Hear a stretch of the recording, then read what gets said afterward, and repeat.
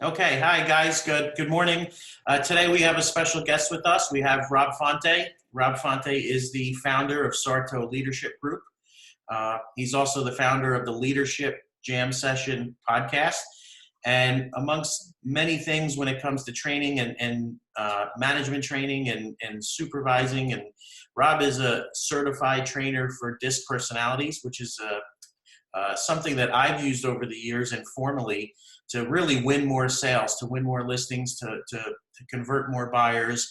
And it's a technique I've learned a while back, but I'm very excited today for the opportunity to have a professional certified trainer in DISC share what DISC is for us. And hopefully you guys will take advantage of this when you're out in the field, and I'm positive you will convert more listings. So at this time, I'm going to switch it over to Rob Fonte. Thank you, Mark. Appreciate you having me on. And I'm going to share my screen, if that's okay. Hopefully it will work. Oh, you have to enable me to share my screen. All right. If you could do that. And again, I just have a few slides to show, and I'm going to go over kind of like the model, each of the styles. So I want to make this very interactive. So if you have any questions, just stop me along the way.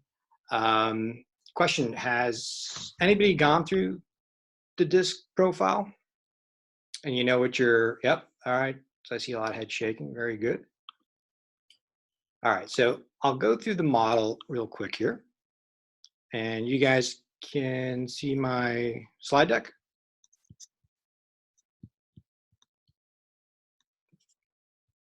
Yes, you guys can see my slide deck? Yeah, okay, good. I see thumbs up. All right. So let's just kind of go through the model here. And when it comes to DISC, it really is a very powerful tool in terms of identifying where people fall into, and the general population usually falls into 4 of these categories, if you will. And DISC, as Mark said, really helps to understand how we're wired, how we approach making decisions, how we prefer to communicate. And the first step is you really want to understand who you are and how you approach things. And the way we do that is really try to understand that you're either going to be fast-paced or outspoken, or a little bit more on the cautious and reflective side. The other way to think about it is some people are more introverted, some people are more extroverted. That's really the first step in trying to diagnose which path you take, as well as your customers when you're trying to identify their behaviors. The other path is people tend to be a little bit more questioning or skeptical, versus others on the other side of the circle here are much more accepting and warm. If you can figure out what side they're on, you're going to be pretty close into determining how you need to approach them. So let's look at the Ds. The Ds are for dominance. These are individuals, as we said, are fast-paced, outspoken, and more questionable, or questioning and skeptical. These are individuals who are very goal-oriented. They tend to be somewhat direct, a little bit more straightforward, strong-willed, forceful, if you will. Some people will view these individuals as maybe a little bit too direct. And with each of these styles, by the way, these are all strengths, right? Being very results-oriented, being firm, steadfast, those are strengths. However, a strength overused can become a perceived weakness. And that's the case for all 4 of these styles. If they're overused, if you're using it in like hyperdrive, they can come off in the eyes of others as a weakness. So something just to be mindful of. But Ds, the one thing I remember, very results oriented. They tend to want to make sure they're in control of things. So when we're looking at customers, we always want to look at, from a buying standpoint, what motivates them and what are they fearful of. Ds are fearful of losing control and being taken advantage of. All right, so it's one thing to keep in mind when you're trying to sell to somebody who has a D style. And again, if you guys have any questions, just feel free to stop me along the way. Your Is. So these I stands for influence. These are individuals who, again, are very fast-paced, outspoken. However, they tend to be much more accepting and warm. These are kind of like your social butterflies, if you will. They need a lot of interaction. They're all about the people part of it. they're enthusiastic, they're positive. So for those of you who are I's and you've been in lockdown for the past 2 months, you are struggling right now. I mean, we're all struggling, obviously, but the I's even more so because they do need that interaction and to be around people. So when you're dealing with customers who are I's, again, what motivates them is having really friendly relationships. What they fear is any type of loss of influence, social rejection as well. And I'm going to give you some additional tips on the next slide on buying patterns for each of these styles. But your I's, one thing to remember, these are your people-oriented. They're very people-oriented. They are very optimistic, very enthusiastic, and very outgoing. For your S's, this stands for steadiness. So these are your individuals who are very cautious, reflective, accepting, and warm as well. They're very even-tempered. These are individuals who are very accommodating. They are, one way to view them is very service-oriented. Nurses tend to be S's. A lot of them either are D's or S's. If you think about it, they're individuals who are always willing to kind of help. They're very diplomatic and very tactful in their approach. The thing that they fear the most is loss of stability. So it's one thing we're going to dive into a little bit here in a few minutes on how to approach them in terms of a buying perspective. And your last style are C's. These are your conscientious individuals. They tend to be a lot more introverted, very cautious. They tend to be more on the questioning side and very skeptical of things, but they are very analytical. They are very precise and reserved and methodical in their approach. So these individuals, when you're dealing with them, what motivates them is making sure that they are precise in anything that they're doing from a decision-making standpoint. What they fear the most is being wrong. You know, they put a lot of time into analyzing things, and what they fear is they feel losing control, but it's more in the methodology or the decision-making and the analysis that they put together. You guys all heard the term, paralysis by analysis. This is the group that we're talking about. So the last slide here is just taking a look at it from a buying perspective, recognizing the different buying styles. So if you're dealing with a D, here's what you may notice. As Mark said before, the reason why he won the customer over is he was able to adapt. DISC is really all about, and anything in sales, and we know this, this is, I'm sure we're all aware that this is really about being able to flex and adapt. So as I said before, the first step is understanding your style. Then knowing you need to adapt to the customer sitting in front of you, which isn't easy, right? We're talking about modifying behavior that we've been used to demonstrating ourselves all our lives. So to be able to shift is hard, but you certainly can do it. When you're dealing with the D, you need to understand that they are very straightforward, they're blunt, they are willing to take risks, which is a good thing, but they are impatient with small talk. So if you're sitting there and you're trying to ask them and just trying to make small talk, maybe talking about their family, they're gonna become very frustrated quickly. They're very quick and decisive. They have a very quick and decisive style. So here's a general rule of thumb. When you're dealing with a D, there's always a phrase that helps people. Be brief, be brilliant, and be gone. That's how you approach a D. Right? They don't want you to waste their time. So for them, it's all about the bullet points. If you send them an email that's War and Peace, they won't even read the first line. They might read the first line. They won't read the rest of it. So you really need to understand how you have to approach them from almost like a bullet point approach. Questions on a D, or how to approach them and recognize some of their styles. Rob, I think a good way to identify them would be like, what do they do for work, right? So small talk a little bit ahead of time, like, oh, what does your husband do? What do you do? If they own their own business, would they be more likely to be a D versus if they were an accountant, so to say? So it's a great question. It really depends on, it's hard sometimes to really judge somebody or to identify them by what they do. So, because every single profession out there has every single disc style in it, right? Obviously, some professions are going to have more of one style versus another. I think the way to really identify it is with any of these styles, here's a tip. Let them try to start some of the conversation. You'll know pretty quickly what style they are. If they don't ask anything about, family or any kind of small talk like that, and they just get right into the business, they may say it's high level, but if you see them really kind of getting quick into the business side of it, you're either dealing with a D or a C. So it's hard, Mark, sometimes to really base it on the profession that you're doing.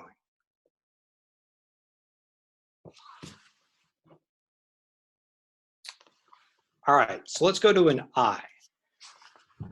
So an I, they're always going to be upbeat. They're enthusiastic. The one thing here is probably the last bullet point. They're really interested in forming a personal relationship. So Mark, to your point here, this is where, I would ask some questions. You can kind of pressure test it.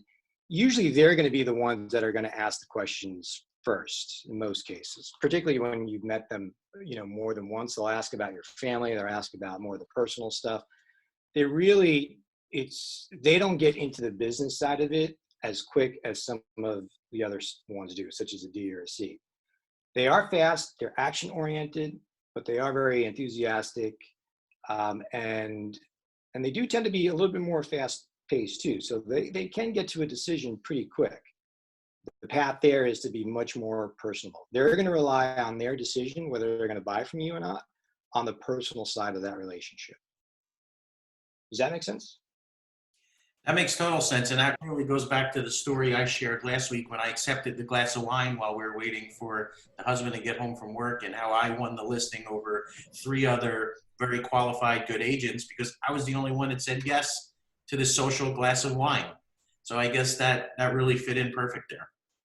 And that was from the spouse that offered it to you? For sure, yeah. As soon as I came in the house, the husband was just 10 minutes out, and the wife was drinking a glass of white wine, and I don't particularly like white, but she offered, and I said yes, I'll have a glass of wine. And when the husband walked in, the first thing she said was, "We haven't got into any of the details, but he's the only one that said yes to a glass of wine, so he gets the listing." And I literally got the listing. So I think because she was obviously an I adapted to what she wanted to see. She wanted to be, positive and friendly and just what you have on the screen there. So to me, that's like a perfect example. And it sounds like she was the decision maker. She was, for sure. So that's important too, right? Was he, I'm willing to bet he was probably more of the opposite style. He was probably a little bit more into the business and getting down to the details. Yeah, he's definitely, I would say he was more of a D than anything. Yep. Yeah, so something to keep in mind here, you heard the term opposites attract. I don't know, for some of you, or I think the majority of you have taken DISC.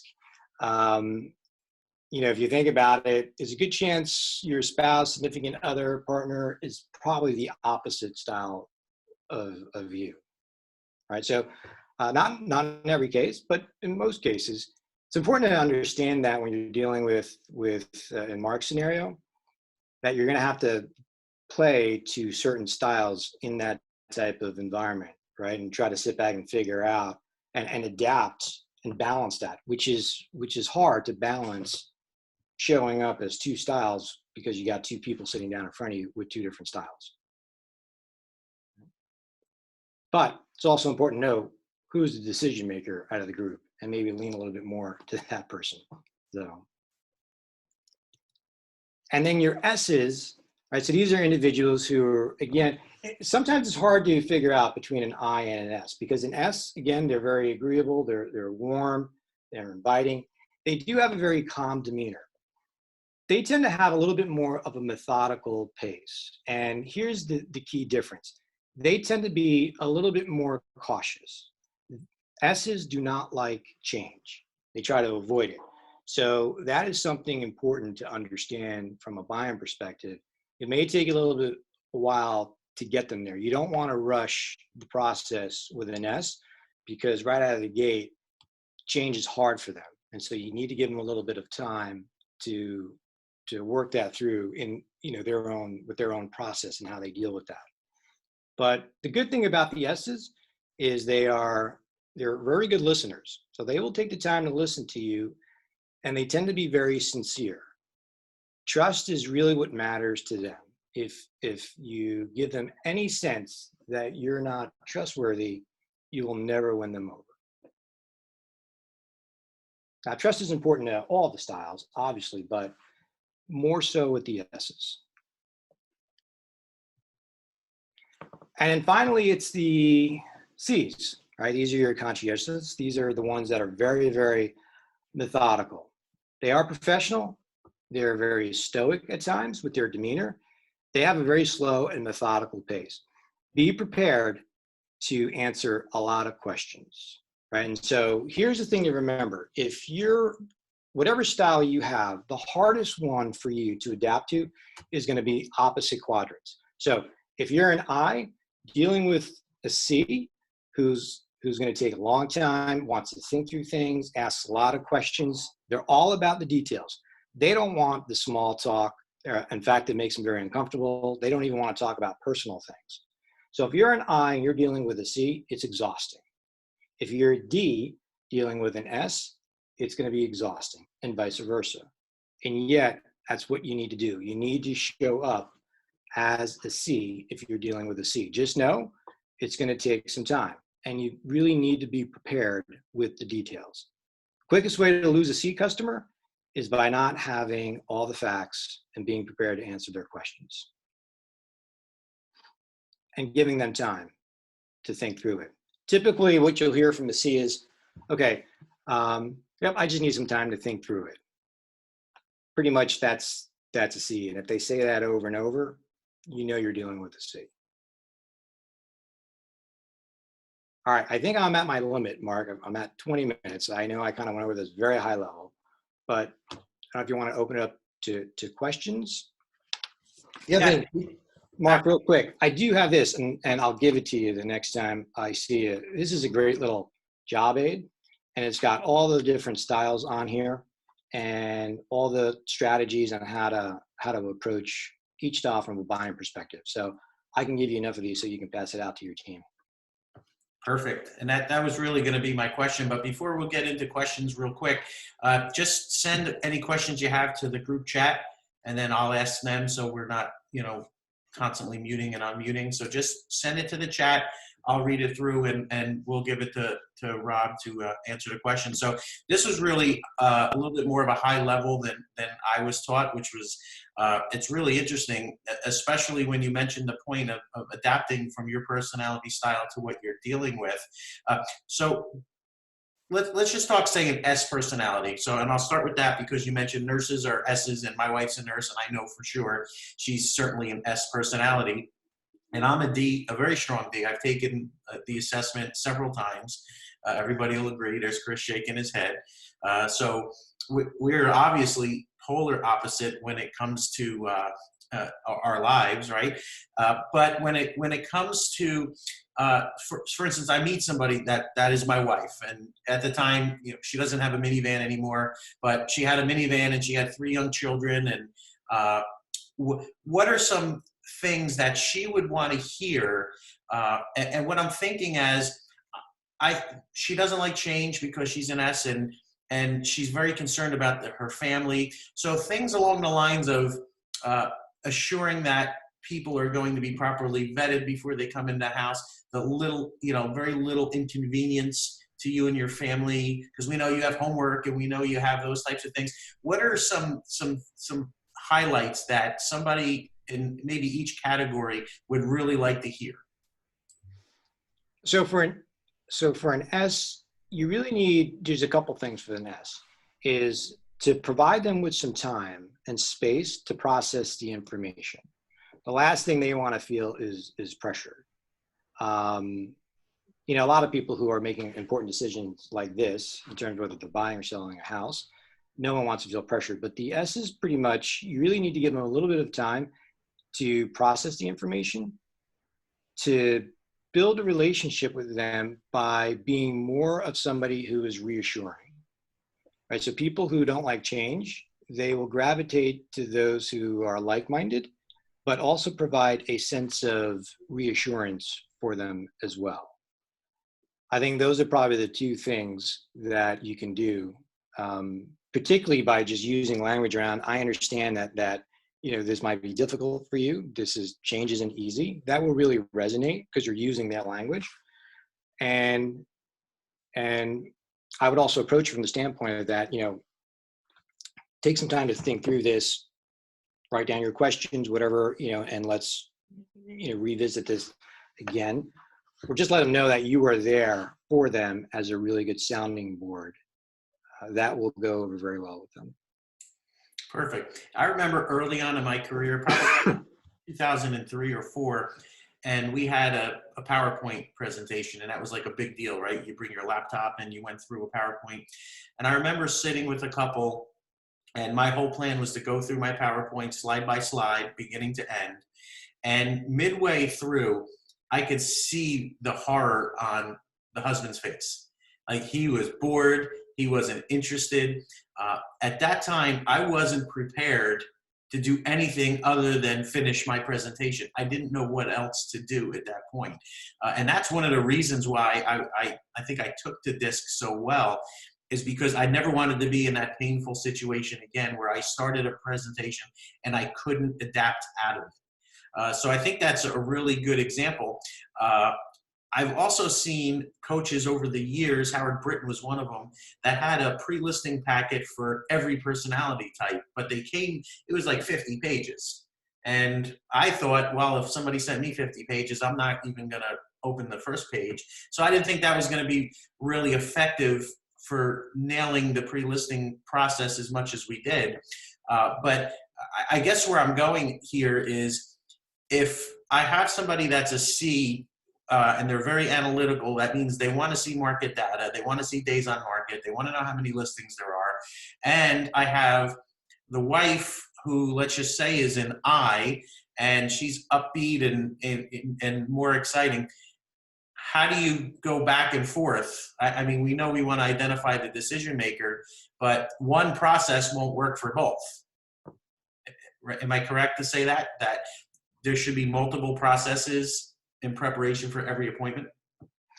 There should. I mean, you're 100% right. And that's what I was saying before, going back to that. It's really a difficult balance between when you have somebody like that. I think what you want to do is you really need to kind of, in the moment, address the question or what is unfolding in front of you. And so if you have somebody with a C personality that is asking a lot of questions, you're going to need to address them right then and there. But at the same time, doesn't mean that you can't also engage with the spouse as well. What you should see unfold is the spouses themselves will almost dictate what path to go. One will usually relinquish more to the other in that type of dialogue. In some cases, let's be honest, you're almost acting as a marriage counselor, I would assume, right? In many scenarios when you're dealing with them. So, I would really let it kind of play out a little bit and then cater to the one that seems to be dominating a little bit more. Because if you don't, you're going to lose them altogether. Perfect. Does that make sense, Mark? Yep, totally does. And the other thing too is, by the way, with C's, don't sit there and the worst mistake you can make is that you have to convince them right then and there. And that's never going to really happen in most cases, right? So you kind of know that you're going to have another shot on goal, right? Because they're going to need time to kind of think through it. And oftentimes with C's, when I'm dealing with C's, I'll just tell them that, look, I know you have some, you might have some additional questions. Feel free to call me, if you think of more, because they may feel more comfortable then calling you separately, knowing that they'll have more time without their spouse there. Does that make sense? It does. It does. So that's a good technique. That's perfect. So we're going to do one more question on the recording, and then we'll go offline a little bit and just be a little more informal there. So this is actually a really good question. I've got a couple good questions, but this one I wanted to hit before we ended our recording. So I understand what you said about S's. In a climate like we are right now, where we need to move quickly and make decisions, how do we deal with S's? Because what's really happening in our industry is when you go to show a house on a Friday, if you don't put an offer in by Saturday morning, that house is more than likely gone. So how do we help an S make a decision a little quicker than they would normally feel comfortable with, if that is the right decision that they need to make? So that's a great question. And I think what I would do is I would ask them some more questions on what would make them comfortable. What might they be missing that would help them make a decision? You know, what S is, the one thing that I failed to mention before is maybe talk about examples in the past, right? Because again, for S's, they need reassurance. And sometimes if you talk about maybe examples in the past that they can draw from, that would help them be a little bit more comfortable, or even just talk about examples of the market in the past, and that here's what you're noticing. And again, remember, S's are all about sincerity. So just be upfront and honest, right? Don't, you know, as long as they realize that you have their best interest at heart, that sometimes may be enough. And so just being upfront and honest and saying, look, you know, I'm not trying to pressure you. I know this is a difficult decision.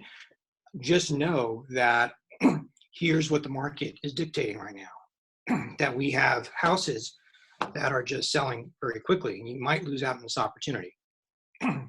So I think I would just be upfront and honest.